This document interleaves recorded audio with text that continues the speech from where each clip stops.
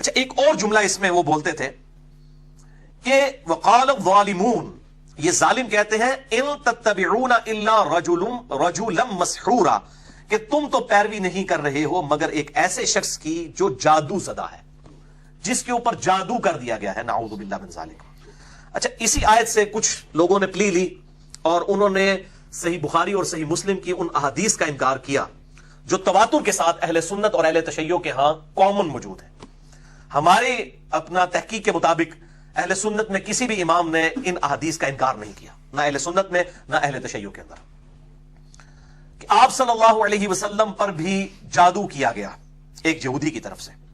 تو وہ کہتے ہیں جی یہ تو کافر اعتراض کرتے تھے کہ یہ تو جادو زدہ شخص ہے جس کی تم پیروی کر رہے ہو، تو یہ کافروں کا اعتراض تھا، اور اللہ تعالیٰ نے اس پہ فرمایا انظر کیف ضربوا لک الامثال، اے محبوب صلی اللہ علیہ وسلم ذرا دیکھو تو یہ تمہارے لیے کیسی مثالیں بیان کرتے ہیں، فضلوا پس گمراہ ہو گئے، فلا یستطیعون سبیلا، تو یہ اب ہدایت اور سیدھا راستہ نہیں پا سکتے۔ تو وہ یہ آیات پڑھ کر ہمیں اہل سنت کو سناتے ہیں اور کہتے ہیں کہ جی آپ گمراہ ہو گئے ہیں کیونکہ آپ صلی اللہ علیہ وآلہ وسلم کے لیے آپ ایسا عقیدہ رکھتے ہیں کہ آپ صلی اللہ علیہ وسلم پر جادو ہوا تھا، حالانکہ یہ کانٹیکسٹ ہی ڈیفرنٹ ہے۔ یہ کانٹیکسٹ بتا رہا ہے کہ وہ قرآن حکیم کو جادو کہتے تھے، تو مسلمانوں میں سنی ہو یا شیعہ ہو کس کا یہ عقیدہ ہے یہ قرآن پاک جادو کے ذریعے آپ صلی اللہ علیہ وسلم پر نازل ہوا ہے؟ یہ کہتے تھے کہ جو آپ صلی اللہ علیہ وسلم کلام بولتے ہیں یہ آپ پر کچھ جادو کا اثر ہے، کلام کو وہ جادو کا اثر کہتے تھے، نہ کہ یہ کہہ رہے تھے کہ اس کے اوپر یہ جادو ہوا ہے تو اب یہ جادو کا اگر ہم مان لیں گے تو ہم وہ کافروں والا کام شروع کر دیں گے۔ بالکل، اور پھر کہتے ہیں کہ جی جب آپ صلی اللہ علیہ وسلم کو جادو ہوا تھا اس دوران جو وحی نازل ہوئی اس کی کریڈیبلٹی کیا ہے؟ بھائی وحی نازل کرنے والا اللہ ہے، اس کو پتا ہے کہ اس نے اپنی وحی کی حفاظت کیسے کرنی ہے۔ اس طرح کی پک اینڈ چوز کر کے پھر تو قرآن حکیم میں اللہ تعالیٰ نے کئی جگہ پر یہ بھی بات ارشاد فرمائی سورۃ الحجر کے اندر، انا کفیناک من المستہزئین، اے نبی صلی اللہ علیہ وسلم ہم کفایت کریں گے آپ کی طرف سے مذاق اڑانے والوں کے خلاف۔ اس کا اگر کوئی شخص یہ رزلٹ نکال دے کہ جی آپ صلی اللہ علیہ وسلم کا کوئی کبھی مذاق نہیں اڑا سکے گا کیونکہ اللہ تعالیٰ فرمایا کہ ہم کافی ہیں کفایت کرنے کے لیے، تو کیا مذاق نہیں اڑایا جا رہا؟ پچھلے 100 سال کے اندر 60,000 کتابیں لکھی گئی آپ صلی اللہ علیہ وآلہ وسلم کے خلاف، روزانہ کی تقریباً 2.5 کتابیں بنتی ہیں یہ، تو جتنا مذاق اب اڑایا جا رہا ہے پہلے تو نہیں اڑایا جا رہا تھا۔ تو اس کا پھر ہم کہیں گے کہ مذاق تو اڑایا جا رہا ہے لیکن اسی تیزی سے اسلام بھی پھیل رہا ہے۔ آپ کو کہنے جی قرآن میں ہے کہ ہم استہزاء کرنے والوں کی طرف سے کافی ہو جائیں گے تو اب کسی کی جرت نہیں ہوگی۔ اسی طریقے سے اللہ تعالیٰ فرماتا ہے كَتَبَ اللَّهُ لَأَغْلِبَنَّ أَنَا وَرُسُلِي، کہ اللہ تعالیٰ نے یہ بات طے کر دی ہے کہ میں اور میرے رسول ہی غالب رہیں گے، اور نبی صلی اللہ علیہ وسلم کی اللہ تعالیٰ حفاظت فرمانے والا ہے، ٹھیک ہے۔ وَاللَّهُ يَعْصِمُكَ مِنَ النَّاسِ، یہ بھی قرآن حکیم میں آتا ہے، اے نبی اللہ تعالیٰ آپ کو لوگوں کے شر سے بچائے گا۔ اچھا اگر یہی مطلب ہے تو پھر غزوہ احد میں آپ صلی اللہ علیہ وسلم کے دانت کیوں شہید ہوئے؟ تو فوراً یہ بھی تعویل شروع کر دیں گے، اور اس کا ذکر تو قرآن میں سورہ ال عمران میں ہے کہ جب آپ کی شہادت کی خبر بھی مشہور ہوگی، وما محمد الا رسول قد خلت من قبلہ الرسل افئن مات او قتل انقلبتم علی اعقابکم، یعنی مسلمانوں نے تلواریں پھینک دی کہ نبی صلی اللہ علیہ وسلم دنیا سے چلے گئے تو اب ہم کیا کریں؟ تو اللہ تعالیٰ نے فرمایا ہمارے نبی پہ احسان کیا ہے، محمد تو نہیں مگر ایک رسول صلی اللہ علیہ وآلہ وسلم، اور ان سے پہلے بھی کئی رسول گزرے، اگر یہ فوت ہو جائیں یہ شہید کر دیے جائیں تو کیا تم اپنے دین سے الٹے قدم پھر جاؤ گے؟ جو الٹے قدم پھرے گا تو وہ اللہ تبارک و تعالیٰ اس کی پکڑ فرمانے والا ہے، اور ثابت قدم رہنے والوں کو اللہ تعالیٰ جو ہے وہ جزا دے گا، اور یہ الٹے قدم پھرنے والے اللہ کا کوئی نقصان نہیں کر سکیں گے۔ تو اب یہ حفاظت اسی طریقے سے طائف میں صحیح مسلم میں ڈیٹیل آتی ہے، آپ صلی اللہ علیہ وآلہ وسلم پر پتھروں کے ذریعے جو ہے وہ پتھروں کی بارش کی گئی، نوجوان لڑکوں کی طرف سے مارا گیا ان بچوں نے جن کو لگا دیا تھا آپ صلی اللہ علیہ وآلہ وسلم کے پیچھے، حتیٰ کہ آپ صلی اللہ علیہ وآلہ وسلم کے خون مبارک سے آپ کے نالین مبارک بھی جو ہے وہ بھر گئے۔ تو آپ کہے کہ جی اللہ تعالیٰ نے حفاظت کی ذمہ داری لی تھی تو یہ کیسے ہو گیا؟ غزوہ احد میں دانت کیوں شہید ہو گئے؟ تو حفاظت کی ذمہ داری سے مراد ہے کہ یہ دین قیامت تک کے لیے قائم رہے گا، اور آپ صلی اللہ علیہ وسلم کو اس وقت تک نہیں اٹھایا جائے گا دنیا سے جب تک کہ آپ صلی اللہ علیہ وآلہ وسلم کا دین کامل حالت میں آپ امت تک نہ پہنچا دیں۔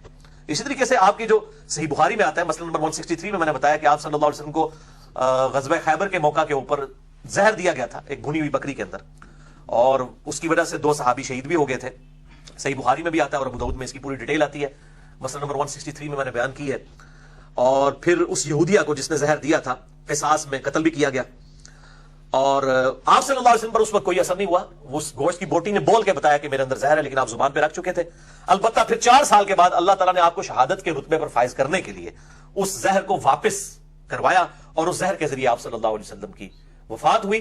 اللہ تعالیٰ جس نے 4 سال کے لیے زہر روک کے رکھا ہوا تھا وہ 4000 سال کے لیے بھی روک سکتا تھا، ایک ذریعہ بنایا، موت کا وقت آ چکا تھا، صرف ایک شہادت کا رتبہ، کیونکہ بخاری و مسلم میں حدیث ہے آپ صلی اللہ علیہ وسلم نے فرمایا میری خواہش ہے میں اللہ کی راہ میں قتل کیا جاؤں، پھر زندہ کیا جاؤں، پھر قتل کیا جاؤں، پھر زندہ کیا جاؤں، پھر قتل کیا جاؤں، پھر زندہ کیا جاؤں، پھر قتل کیا جاؤں۔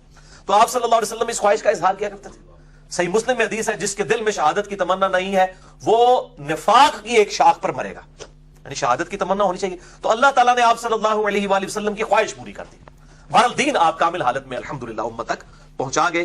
آپ صلی اللہ علیہ وآلہ وسلم کے دین کی حفاظت اللہ تعالیٰ نے خود کرنی ہے، لہذا یہ کہنا کہ جی یہ جو آیات ہیں اس سے ڈینائل ہو جائے گا، اگر ہم اس چیز کو مان لیں تو پھر وہ ڈینائل ہو جائے گا اس بات کا کہ آپ صلی اللہ علیہ وسلم کی وہی تو محفوظ ہے، تو اس کا ڈینائل ہو جائے گا۔ محفوظ تو نہیں ہے، آپ پہ تو جادو ہو گیا تھا، اور کہتے ہیں یہ تو کافروں کی بات ہے، وہ کہتے تھے یہ جادو زدہ شخص ہے۔ تو یہ آپ کانٹیکسٹ دیکھیں، ظلم نہ کریں، اس کا کانٹیکسٹ کیا ہے کہ وہ قرآن حکیم کو کہتے تھے یہ جادو کا اثر ہے۔ آپ صلی اللہ علیہ وآلہ وسلم پر جو جادو ہوا وہ بالکل الگ ہے۔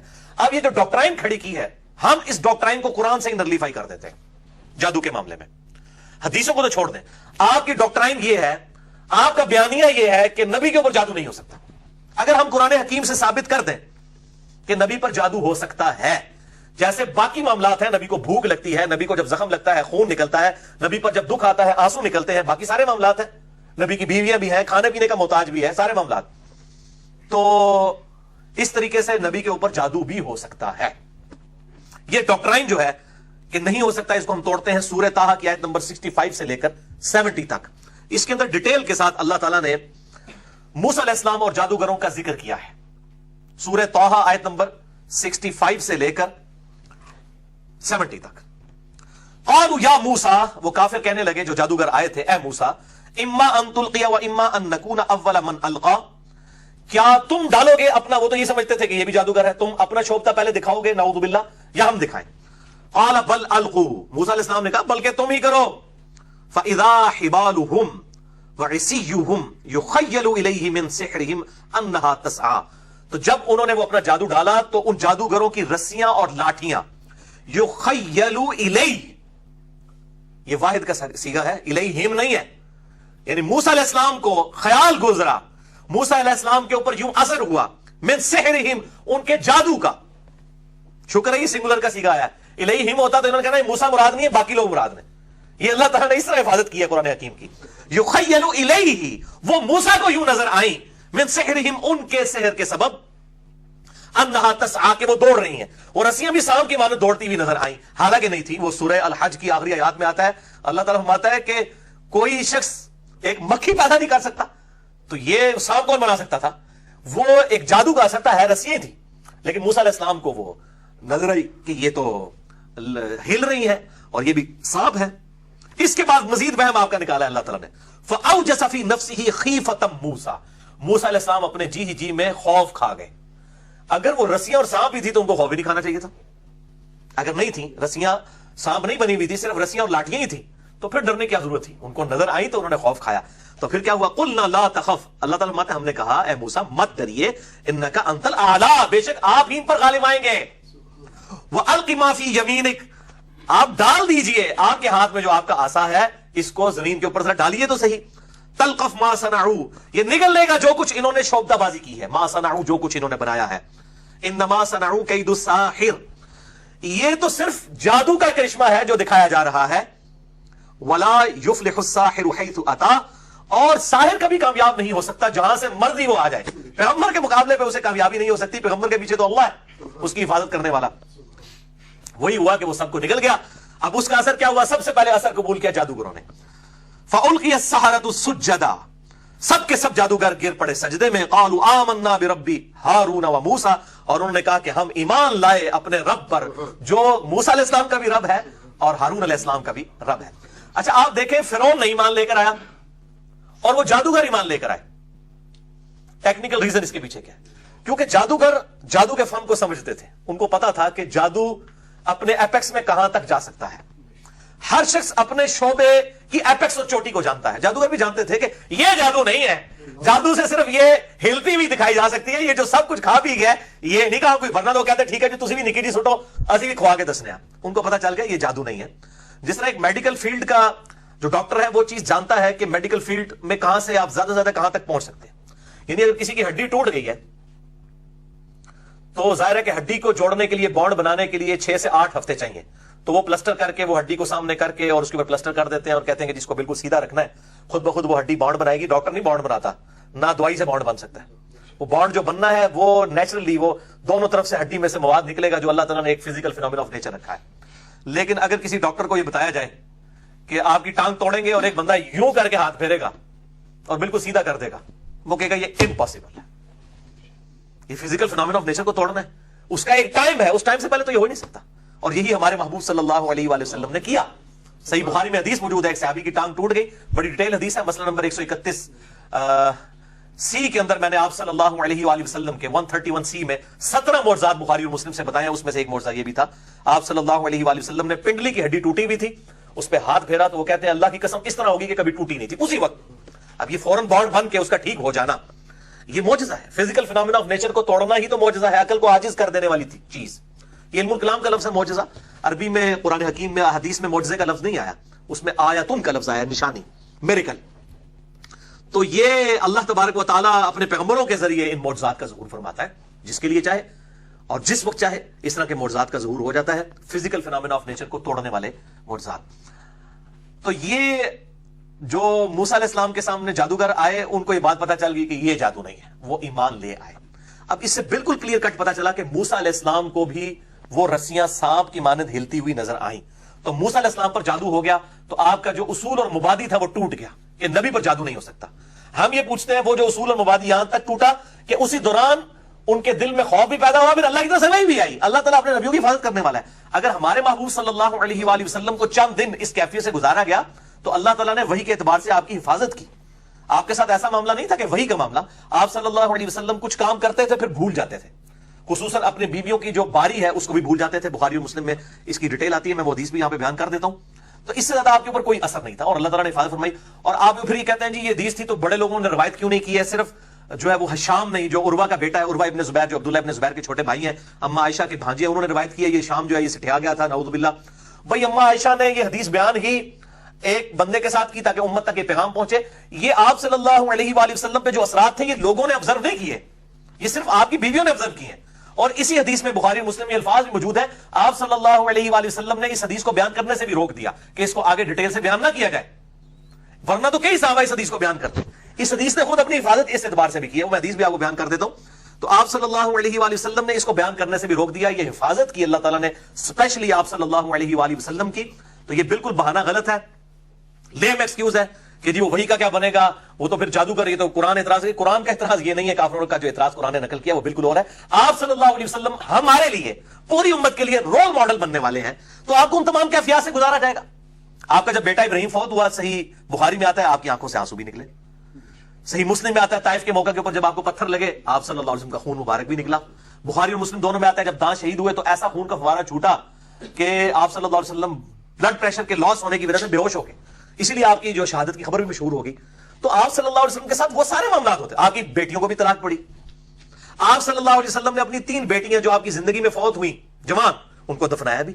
سارے سرکمسٹانسز سے آپ کو گزارا گیا, اور اس ایک ذریعے پہ بھی گزارا گیا جادو کے اعتبار سے بھی کہ ایک دفعہ آپ کو گزارا گیا, اس کے بعد کبھی کسی پہ جادو نہیں ہوا. ورنہ تو سیدنا عمر نے پوری دنیا کو جو آگے لگایا ہوا تھا, رومن اور پرشین امپائر کو, تو اس وقت سارے دنیا کے جادوگر مل کے حضرت عمر پہ جادو کرتے نا, کیونکہ اللہ تعالیٰ کی طرف سے المعوذات نازل ہو چکی ہوئی تھی, سورہ اخلاص, سورۃ الفلق اور سورۃ الناس, اور اللہ نے ان کو ذریعہ بنایا. آج بھی صبح شام کے اذکار, کتنے کانفیڈنٹ لوگ ہیں وہ کہتے ہیں جی آپ نے جو ڈیٹا لینا ہے ہمارا لے لیں, ہم آپ کو پورا ڈیٹا دیتے ہیں, آپ ہمارے اوپر جادو کر کے بتائیں. اتنے کانفیڈنٹ لوگ بھی موجود ہیں جو لوگ صبح شام کے اذکار کرنے والے ہیں, الحمدللہ وہ اس اعتبار سے کانفیڈنٹ ہیں, الحمدللہ. تو بہرحال یہ جادو والی حدیث بھی آپ سن لیجئے. یہ حدیث صحیح بخاری اور مسلم دونوں میں موجود ہے. اہل سنت اہل تشیع دونوں کا اجماع ہے کہ آپ صلی اللہ علیہ وآلہ وسلم کو اس کیفیت سے گزارا گیا. بخاری میں انٹرنیشنل نمبر کے مطابق 5763 سے لے کر 5766 تک 4 طرق اس کے موجود ہیں جس میں پوری ڈیٹیل موجود ہے. صحیح مسلم میں ہے 5703. اب یہ عجیب حسن اتفاق ہے, بخاری میں 5763 اور مسلم میں 5703, اس میں 63 اس میں 03. اور یہ الحمدللہ مشکات کے اندر بھی موجود ہے, انسائکلوپیڈیا آف حدیث میں معجزات والے چیپٹر کے اندر انٹرنیشنل نمبر کے مطابق 5893. یہ ڈیٹیل سے حدیث یوں ہے کہ آپ صلی اللہ علیہ وآلہ وسلم کے بارے میں اما عائشہ روایت کرتی ہیں کہ آپ صلی اللہ علیہ وآلہ وسلم میرے گھر تشریف لائے, تو آپ صلی اللہ علیہ وآلہ وسلم رات کے وقت اللہ تعالیٰ سے مسلسل دعا کرتے رہے. تو بعد میں پھر آپ صلی اللہ علیہ وآلہ وسلم نے اس کی وجہ بیان کی. یعنی اما عائشہ نے بھی یہ چیز آبزرو اس اعتبار سے نہیں کی اسٹرانگلی. تو کہتی ہے میں نے پوچھا تو آپ صلی اللہ علیہ وآلہ وسلم نے فرمایا کہ میرے ساتھ کچھ دنوں سے یہ معاملہ چل رہا تھا کہ میں باتوں کو بھول جایا کرتا تھا. اسی طریقے سے کس بیوی کے گھر سے میں ہو کر آیا ہوں میں اس کو بھول جایا کرتا تھا. بس یہ دو چیزیں رپورٹ ہوئی ہیں. پھر میں نے آج رات اللہ تعالیٰ سے بار بار دعا کی کہ اے اللہ یہ میرے ساتھ جو کچھ ہو رہا ہے, آپ کو تو نہیں پتا تھا کہ آپ کے اوپر جادو ہوا ہے, آپ پہلی دفعہ اس ایکسپیرینس سے گزر رہے تھے, تو یہ میرے لیے معاملہ اشکار کرتے ہیں. آپ صلی اللہ علیہ وسلم کسی جادوگر کے پاس نہیں گئے, کسی تعویذ دھاگے کروانے والے کے پاس نہیں گئے, اللہ کی طرف رجوع کیا. تو آپ صلی اللہ علیہ وآلہ وسلم فرماتے ہیں کہ آج رات دو فرشتے میرے پاس آئے, اور بخاری مسلم کی حدیث یاد کر لیں. جو فرشتے کہتے ہیں کہ ان کا صرف ان کی آنکھیں سوتی ہیں, دل جاگتا رہتا ہے. تو آپ صلی اللہ علیہ وسلم سوئے ہوئے تھے, ایک فرشتہ سرہانے آ گیا اور ایک پاؤں کی طرف, سیدنا جبرائیل علیہ السلام اور میکائیل علیہ السلام. یہ تاریخی روایتوں میں تاریخ جو وہ طبقات ابن سعد ہے اس کے اندر ملتا ہے یہ نام. بخاری مسلم میں نام موجود نہیں ہے. دو فرشتوں کا ذکر ہے, ایک سرہانے کھڑا ہو گیا ایک پاؤں کی طرف, اور وہ آپس میں گفتگو کرنے لگ پڑے. اور آپ صلی اللہ علیہ وسلم نیند کی حالت میں بھی سن رہے ہیں کیونکہ آپ کا دل جاگ رہا ہے, اور کہتے ہیں کہ بھلا جانتے ہو اس شخص کے ساتھ کیا ہوا ہے؟ دوسرا کہتا ہے نہیں. تو فرشتہ کہتا ہے, دوسرا پہلے والا فرشتہ کہتا ہے کہ اس شخص کے اوپر جادو ہو گیا. وہ شخص پوچھتا ہے کہ پھر کس نے جادو کروایا؟ یہ اصل میں وہ ایجوکیشن کے لیے آپ صلی اللہ علیہ وسلم کو گائیڈ کیا جا رہا ہے. تو وہ کہتے ہیں کہ بنو زریق یہودی ایک قبیلہ ہے, اس میں ایک شخص ہے لبید بن اعصم, یہ ایک شخص ہے, اس نے جادو کروایا ہے آپ صلی اللہ علیہ وآلہ وسلم پر. اور آپ صلی اللہ علیہ وسلم کی کنگھی مبارک کے کچھ دندانے, آپ صلی اللہ علیہ وآلہ وسلم کے کچھ بال مبارک لے کر ان چیزوں کے ذریعے جادو کیا گیا ہے, اور اس کو ایک بھاری پتھر کے نیچے رکھ دیا گیا ہے. ذروان نامی ایک کنواں ہے اس کے اندر, یعنی اس کنویں کے اندر ایک پتھر کے نیچے. اب یہاں تو کوئی نہیں پہنچ سکتا نا جناب, اللہ تعالیٰ اپنے نبی کو وحی کے ذریعے وہاں تک پہنچا رہا ہے نا. تو آپ صلی اللہ علیہ وسلم اپنے صحابہ کرام کو لے کر وہاں پر پہنچے اس کنویں پہ. اور طبقات ابن سعد میں آتا ہے کہ وہ صحابی تھے سیدنا علی ابن ابی طالب اور سیدنا عمار ابن یاسر, وہی دو لاڈلے علی ابن ابی طالب اور عمار ابن یاسر. ہر موقع پہ ظاہر ہے یہ خاص لوگ تھے آپ صلی اللہ علیہ وآلہ وسلم کے. تو ان دونوں کو لے کر آپ صلی اللہ علیہ وآلہ وسلم وہاں پر پہنچے, اور آپ صلی اللہ علیہ وسلم نے کہا کہ عائشہ میں نے جب اس کنویں کے پانی کا رنگ دیکھا تو وہ گاڑھا سرخ کلر تھا, جس طرح کسی نے مہندی گھول دی ہو. اور وہاں پہ جو کھجور کے درخت تھے وہ گویا اس طرح تھے جس طرح شیطانوں کے سر ہوتے ہیں, جو قرآن حکیم کے اندر آئے. اور پھر آپ صلی اللہ علیہ وسلم نے وہ جو کچھ بھی تھا یہ ساری چیزیں نکلوا کے اسی کنویں کے اندر جو ہے وہ دفنا دی, اور اس کے اوپر مٹی ڈلوا کے اس کنویں کو مکمل طور پر بند کر دیا. تو سیدہ عائشہ کہتی ہے کہ یا رسول اللہ صلی اللہ علیہ وسلم آپ وہ لے آتے ہیں, لوگوں کو بتاتے ہیں اس کے بارے میں. تو آپ صلی اللہ علیہ وآلہ وسلم نے فرمایا میں نہیں چاہتا کہ اس چیز کی وجہ سے لوگوں میں شر پھیلے, اس لیے میں نے اس بات کو وہیں پر دفن کر دیا. اس لیے یہ روایت اس طرح نہیں بیان ہوئی ہے, یہ علم کے طور پر ضرور ٹرانسفر ہوئی ہے, لیکن تواتر کے ساتھ کئی صحابہ سے اس لیے بیان نہیں ہوئی ہے کہ آپ صلی اللہ علیہ وآلہ وسلم نے خود اس معاملے کو وہیں پر دفن کر دیا. تو یہ وہ حدیث ہے جس کے اوپر اعتراض کیا جاتا ہے, اور کہتے ہیں کہ یہ آپ صلی اللہ علیہ وآلہ وسلم پر جادو کیسے ہو سکتا ہے. ان کی ڈاکٹرائن میں نے توڑ دی ہے سورہ طٰہٰ آیت نمبر 65 سے لے کے 70 تک. لہٰذا یہ بالکل جو اعتراضات کیے جا رہے ہیں خصوصاً وہ لوگ جو منکرین احادیث سے متاثر ہیں اور احادیث کو وہ عقل کے پیرائے پہ تولنے کی کوشش کر رہے ہیں, پھر ہم ان کو کہتے ہیں کہ پھر اگر آپ اس طرح کے عقل کے پیرائے استعمال کریں گے تو پھر قرآن پاک کے اندر بھی ایسی باتیں موجود ہیں ان کی آپ تعویل کرتے ہیں. احادیث بھی جو صحیح سند کے ساتھ آئے ان کی تعویل کریں, ورنہ آپ علمی فقی لے لیں. آپ مجھے بتائیں یہ علمی فقی ہے, قرآن حکیم سے میں ایک بات پیش کرتا ہوں. یہ اکثر لوگ کہتے ہیں ہمارا دل نہیں مانتا جی کہ جی وہ نبی کے اوپر کیسے جادو ہو سکتا ہے. اب میں آپ سے پوچھتا ہوں, آپ کسی شخص سے یہ پوچھئے, ہر شخص اپنے آپ سے سوال کرے, کیا آپ یہ گوارا کریں گے کہ ایک ایسا بچہ جس کو آپ نے بچپن سے پالا ہو, جو آپ کے بیٹوں کی مانند ہو, پھر وہ جوان ہو, حتیٰ کہ آپ کے نام کے ساتھ اسے منسوب کیا جاتا ہو, اس کی شادی آپ اپنی مرضی سے کسی عورت کے ساتھ کروائیں, پھر ان کی آپس میں نبھنا, اور آپ کا وہ بیٹا آپ کی اس بہو کو جو منہ بولی ہے, لیکن اگر آپ اس حقیقت سے دیکھیں کہ بچپن سے آپ نے اس بچے کو لے کے پالا ہے تو جسٹ لائک وہ ریئل بیٹا ہے, ٹھیک ہے, اور وہ آپ کی بیوی کے پاس بھی اسی طریقے سے پلا پڑا ہے, وہ اس کی تقریباً ریئل ماں ہی ہے, اس نے کبھی بھی نیگیٹو نظروں سے آپ کی بیوی کو نہیں دیکھا, نہ آپ کو اس نے باپ کے علاوہ کسی اور درجے میں دیکھا ہے, حتیٰ کہ لوگ اسے آپ کا بیٹا کہتے ہیں. پھر آپ اس کی شادی کرواتے ہیں ایک عورت کے ساتھ, پھر وہ اسے طلاق دے دیتا ہے, اور پھر آپ اس عورت کے ساتھ جو آپ کی بہو بن چکی ہوئی تھی خود شادی کر لیں, کیا آپ گوارا کریں گے؟ کبھی بھی نہیں کرے گا. کوئی شخص یہ کرے گا پوری دنیا کی گالیاں کھائے گا اور اس کا دل میں نہیں گوارا کرے گا کہ یار یہ میری بہو میں اس کے ساتھ شادی کروں. لیکن یہی کیس آپ صلی اللہ علیہ وآلہ وسلم کے کیس میں ہوا ہے. زید ابن حارثہ کو آپ نے بچپن سے پالا, بیٹوں کی مانند تھا, شادی خود کروائی سیدہ زینب کے ساتھ, لیکن نبھ نہیں سکی. وہ ہاشمی خاندان سے تھی, غلام زادے تھے. وہ خاندانی والا معاملہ تو رہتا ہی. کافر وہ بھینسا پیج کے اوپر بھی اعتراض کر رہے ہوتے ہیں کہ نبی نے اپنی بیٹیاں علی کو اور عثمان کو دی ہیں, بلال حبشی کو کیوں نہیں دے دی. یہ ایکسپیرینس آپ کر چکے ہوئے تھے. اور بخاری میں حدیث ہے اپنے کف میں شادی کرو. ہم پلہ لوگوں کے اندر مشکل ہو جاتا ہے نبھنا. ذات بات کا فرق نہیں, لیکن ہم پلہ تو ہونا چاہیے. ایک ایئر کنڈیشن گھر میں رہنے والی بچی کو آپ جھوپڑی میں تو نہیں بیائیں گے نا, یہ تو عقل کے بھی خلاف ہے. اپنے کف میں ہم پلہ لوگوں میں کیا جائے گا نا. تو آپ صلی اللہ علیہ وسلم نے سیدہ زینب کے ساتھ, قرآن حکیم میں آیا اللہ تعالیٰ فرماتے ہیں ہم چاہتے ہیں کہ یہ منہ بولے بیٹے والی رسم توڑ دی جائے. زید ابن حارثہ کو زید ابن محمد کہا جاتا تھا. یہ رسم توڑنے کے لیے اتنے بڑے لیول کا کام اللہ تعالیٰ نے کروایا کہ تاکہ کامل یقین ہو جائے کہ منہ بولا کوئی رشتہ نہیں ہوتا. اب وہ لوگ تو باتیں کریں گے اور آپ صلی اللہ علیہ وسلم اپنے دل میں یہ بات چھپاتے تھے. وہ جو کشف المحجوب کے اندر اس کو اور طرف لے گئے, نعوذ باللہ من ذالک. تو حالانکہ زید ابن حارثہ کی شادی جس کے ساتھ ہوئی تھی وہ نبی صلی اللہ علیہ وسلم کی کزن تھی. آپ نے بچپن سے زینب کو دیکھا ہوا تھا. زینب کی کون سی ایسی خوبصورتی تھی جو آپ کو اب جا کے بھاجا نہیں تھی, اس اعتبار سے کہ آپ نے پہلے نہیں دیکھی ہوئی تھی. ہاں کوئی ان سین عورت ہوتی تو آپ یہ جھوٹا الزام لگاتے ہوئے بھی آپ جو ہے وہ تردد نہ کرتے. زینب آپ نے دیکھی ہوئی, آپ نے رشتہ کروایا زینب کا. اس وقت تو پردے کی آیات بھی نازل نہیں ہوئی تھی, کوئی ان سین عورت تو نہیں تھی زینب. اگر آپ کی اپنی خواہش ہوتی آپ خود کر لیتے پہلے ہی. تو اللہ تعالیٰ تم اپنے دل میں بات چھپاتے تھے اور اللہ اسے ظاہر فرمانا چاہتا تھا. چھپاتے کیا تھے آپ صلی اللہ علیہ وآلہ وسلم؟ یہی کہ اگر میں نے عمل کیا تو لوگ کیا کہیں گے. تو ہم اس رسم کو توڑنا چاہتے تھے. رسم توڑنے کے لیے آپ صلی اللہ علیہ وآلہ وسلم کی طرف سے اس طرح کی ایکٹیویٹی ہونا ضروری تھا. اور وہ کس لیول تک ہوئی, حتیٰ کہ آپ دیکھیں کہ اتنا بڑا ٹروتھ ریویل ہوا سورۃ الاحزاب کی آیت نمبر 40 میں, ما کان محمد ابا احد من رجالکم. محمد صلی اللہ علیہ وسلم تم مردوں میں سے کسی کے باپ نہیں ہیں. یعنی حضرت زید ابن حارثہ مرد تھے جب آپ صلی اللہ علیہ وآلہ وسلم نے اعلان نبوت کیا نا. زید ابن حارثہ کی عمر 25 سال تھی اس وقت, یعنی یہ جوان تھے. تم مردوں میں سے کسی کے باپ نہیں ہیں بلکہ وہ اللہ کے رسول ہیں. ولکن رسول اللہ و خاتم النبیین. رسول اللہ ہے اور خاتم النبیین ہے. نبوت کی مہر ہے اور مہر ڈاکومنٹ کے اینڈ پہ لگائی جاتی ہے, جس کے بعد ڈاکومنٹ میں کوئی چیز ایڈ کرنا جرم ہوتی ہے.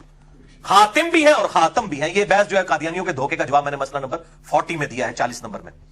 تو یہ آپ دیکھیں ختم نبوت کے ساتھ ذکر ہوا کہ محمد صلی اللہ علیہ وآلہ وسلم تم مردوں میں کسی کے باپ نہیں ہیں بلکہ وہ اللہ کے رسول اور خاتم النبیین ہیں. اس لیول کا ٹروتھ, یعنی جو یونیورسل ٹروتھ تھا خاتم النبیین ہونے کا, اسی آیت میں اس یونیورسل ٹروتھ کو بھی بتا دیا گیا کہ آپ صلی اللہ علیہ وسلم کسی کے منہ بولے جو باپ والا رشتہ ہے نا, یہ ایگزسٹ نہیں کرتا آپ کے لیے. اور اس میں بھی یہ بھی خبر تھی کہ آپ کا کوئی بیٹا بھی بلوغت کی عمر تک نہیں پہنچے گا. اور اس کے پیچھے بھی آپ لاجک سمجھیں, انبیاء کرام علیہ السلام کے جب بچے جوان ہوتے تھے وہ ان کے جانشین بنا کرتے تھے, چونکہ ختم نبوت کا تقاضا یہ تھا. اور جو جانشین بنتے تھے ان کو بھی نبوت ملتی تھی. حضرت ابراہیم علیہ السلام کے جانشین حضرت اسحاق اور اسماعیل بنے, ان کو پیغمبری ملی. اسحاق کے بیٹے بنے یوسف, ان کو پیغمبری. تو آپ صلی اللہ علیہ وسلم کا اگر کوئی بیٹا ہوتا یقیناً پیغمبر ہونا تھا, لیکن ختم نبوت کا تقاضا تھا کہ آپ صلی اللہ علیہ وآلہ وسلم کا بیٹا کوئی بلوغت کی عمر تک پہنچے نا. چند مہینوں کی عمر میں سیدنا ابراہیم علیہ السلام اور باقی جو آپ صلی اللہ علیہ وآلہ وسلم کے بیٹے ہیں, سیدنا قاسم علیہ السلام اور سیدنا طاہر علیہ السلام ورضی اللہ عنہم اجمعین, وہ وفات پا گئے. اور کہا گیا کسی مرد کے باپ نہیں. اور یہ منہ بولے رشتے والا جو ہے نا, ہمیشہ کے لیے اس جو رسم ہے اس کو توڑ دیا گیا. اور اس کی ہم لاجک آج کے دور میں جب بے حیائی اپنے عروج کے اوپر ہے اس کو سمجھ سکتے ہیں کہ یہ منہ بھولے بہن بھائی ہوتے ہیں اور بعد میں وہ بہنوں کو بھگا کے لے جاتے ہیں ساتھ. کس طرح واقعات آتے ہیں, ٹھیک ہے. اور لوگ جس کو چاہتے ہیں نا کہ یہ پڑھائی ہے جی, ہے بہن ہے جی, ہاتھ پھیر رہے ہوتے ہیں, سارے معاملات کر رہے ہوتے ہیں. حالانکہ اسلام نے اس کو کس حد تک کنڈیم کیا کہ ختم نبوت والی آیت کے اندر ہی اس کے اوپر حکم فرما دیا کہ آپ صلی اللہ علیہ وسلم کسی مرد کے باپ نہیں ہے. ایک اس رسم کو ختم کرنے کے اعتبار سے, دوسرا یہ کہ چونکہ مرد کے باپ نہیں ہے لہٰذا یہ ختم نبوت کا تقاضا ہے کہ آپ کسی مرد کے باپ نہ ہو, آپ کا بیٹا کوئی جوانی کی عمر تک نہیں پہنچے گا, ورنہ وہ بھی پیغمبر ہوتا. آپ صلی اللہ علیہ وآلہ وسلم کا جو اللہ نے مرتبہ رکھا ہے اس کا تقاضا تھا کہ اس کو بھی پیغمبری ملتی, لیکن ختم نبوت کی برکت سے یہ معاملہ ہمیشہ کے لیے سیٹل ہو گیا. اسی لیے آپ صلی اللہ علیہ وآلہ وسلم کا جانشین بھی کوئی نہیں ہے سوائے اس قرآن کے. بخاری اور مسلم میں حدیث ہے عبداللہ ابن ابی اوفا رضی اللہ تعالیٰ عنہ کی, آپ صلی اللہ علیہ وسلم کا وصی قرآن ہے. میں نے ڈیٹیل سے اس پہ ڈسکشن کی ہے, مسئلہ نمبر 85. قرآن اور کتاب نبی صلی اللہ علیہ وآلہ وسلم کی دو خصوصیات. آپ صلی اللہ علیہ وسلم کا واحد معجزہ جس کی بنیاد پر دعوے نبوت ہے وہ یہ القرآن ہی ہے. تو یہ جادو والا مسئلہ بھی بڑے عرصے سے ادھار تھا, لوگ کہتے تھے, اور اس قسم کے اعتراضات بڑے پڑھے لکھے طبقے کی طرف سے بھی آ رہے ہوتے ہیں. تو ہم نے ان کی ڈاکٹرائن توڑ دی ہے کہ قرآن حکیم کی ڈاکٹرائن سپورٹ کرتی ہے کہ انبیاء کرام علیہ السلام پر جادو ہو سکتا ہے لیکن نبوت کی حفاظت رہے گی. وہ اپنی جگہ رہے گی, وہ تانوں ٹینشن لینے کی لوڑ نہیں ہے, وہ اللہ تعالیٰ نے بات کرنی ہے. ٹھیک ہے نا جی. تو وہ اب آپ صلی اللہ علیہ وسلم پہ حالت جنابت بھی ہوتی تھی. وہ ڈاکٹر عامر لیاقت صاحب کہنے لگے کہ آپ صلی اللہ علیہ وسلم کے لیے وہاں پہ ایک اہل حدیث عالم کو انہوں نے بلایا ہوا تھا, عالم آن لائن میں تو اسے کہتا ہوں عالم آن لائن آزر, ٹھیک ہے, جب وہ لگتا ہوتا تھا. تو وہ اہل حدیث عالم نے کہا کہ آپ صلی اللہ علیہ وسلم جب حالت جنابت میں ہوتے تھے تو اس نے کہا جی آپ نے کیا کہہ دیا, آپ سن کیسے جنبی ہو سکتے ہیں؟ یار آپ صلی اللہ علیہ وسلم کے اپنی بیویوں کے ساتھ صحبت نہیں کرتے تھے حالت جنابت میں؟ کتنی حدیثیں ہیں بخاری مسلم کے اندر. تو اس نے کہا نہیں, اگر آپ حالت جنابت میں مان لیا جائے تو اس وقت وہی کا کیا معاملہ ہوگا؟ تو انہوں نے بڑا پیارا جواب دیا, انہوں نے کہا آپ کو وہی لینے کی ٹینشن کی ضرورت نہیں ہے, وہی کس وقت نازل ہونی ہے یہ اللہ تعالیٰ نے نازل کرنی ہے. ٹھیک ہے نا, آپ کو ٹینشن لے رہے ہیں کہ جی حالت جنابت میں اگر وہی نازل ہوگی تو پھر کیا ہوگا, یہ تو اللہ تعالیٰ کا معاملہ ہے, وہ کس وقت چاہے وہی نازل فرمائے. تو تسی ٹینشن نہ لو کہ جی جناب وہ جادو کے دنوں میں اگر وہی نازل ہوئی تو کیا ہوگا, اللہ تعالیٰ حفاظت فرمانے والا ہے. پہلے آپ ثابت کریں کہ وہ جو دن تھے وہ ہزاروں سال کے اوپر محیط تھے اور وہ پورا قرآن انہی میں ہی نازل ہوتا رہا, پھر آپ کی بات مانی جائے گی نا. آپ کے پاس کیا ثبوت ہے کہ ان دنوں میں قرآن نازل ہوا ہے؟ اور اگر قرآن نازل ہوا ہے تو آپ صلی اللہ علیہ وسلم امت تک پہنچا نہیں سکے. ولیعوذ باللہ تعالیٰ, یہ امت کو دھوکہ دینا بند کریں. اور اس طرح کی یہ چھوٹی چھوٹی باتیں, تو میں نے عقلی لاجک بھی اس میں آپ کو دے دی ہے کہ یہ دل نہیں مانتا تو پھر بھائی دل یہ بھی نہیں مانتا کہ ایک شخص جس بچے کو بچپن سے پالے اور اس کی شادی بھی اپنی مرضی سے کرائے, پھر جب وہ طلاق دے دے تو اس لڑکی کے ساتھ جس کو سارے معاشرے کے لوگ اس کی بہو سمجھ رہے ہوں وہ نکاح کر لے, تو پھر آپ کیا کہیں گے؟ اس کی بنیاد کے اوپر آپ قرآن کے اس واقعے کو ڈینائی کر دیں گے, زید بن حارثہ. اور زید واحد شخص ہے جس کا نام قرآن کے اندر آیا, کسی صحابی کا نام نہیں آیا سورۃ الاحزاب کے اندر. تو یہ میں نے ایک پھکی والا جواب بھی دے دیا ان کو کہ دل نہیں مانتا. آندہ کوئی کہہ رہا دل نہیں مانتا, تو دل پھر نہیں مانتا. ٹھیک ہے, دل کے ماننے کے اوپر ہونا ہے. اللہ تعالیٰ اپنے فیصلوں میں آزاد ہے. وہ جب جو یہ میں نے ایک مثال دی ہے قرآن حکیم سے, میں اس طرح کی اور مثالیں بھی پیش کر سکتا ہوں. بہرحال عقل مند کے لیے ایک دلیل ہی بہت ہوتی ہے. اللہ تعالیٰ سے دعا ہے جو حق بات میں نے کہی اللہ تعالیٰ ہمارے دلوں میں راسخ فرمائے. اگر جس بات میں میرے منہ سے کوئی بات نکل گئی تو اللہ تعالیٰ ہمارے دلوں سے معاف کر دے. ہمیں کتاب و سنت کی تعلیمات پر عمل کر کے دوسرے بھائیوں تک پہنچانے کی توفیق عطا فرمائے. سبحانک اللہم بحمدک, اشہد ان لا الہ الا انت, استغفرک و اتوب الیک, وما علینا الا البلاغ المبین. جزاکم اللہ خیرا.